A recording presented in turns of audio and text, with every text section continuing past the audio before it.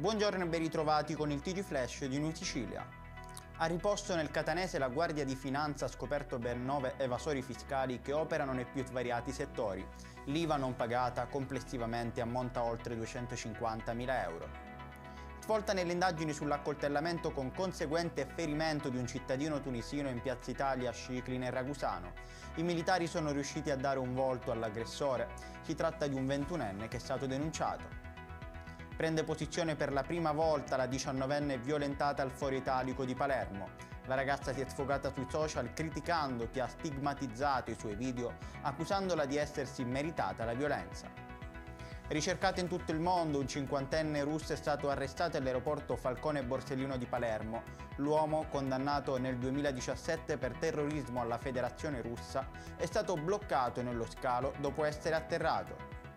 Record senza precedenti a Lampedusa sia per la quantità di operazioni di soccorso sia per il numero di migranti giunti sull'isola. Nelle ultime 24 ore quasi 1826 nuovi arrivi. L'hotspot è al collasso con oltre 4.000 ospiti. Ed è tutto per questa edizione, il prossimo appuntamento sarà questa sera alle 19:30.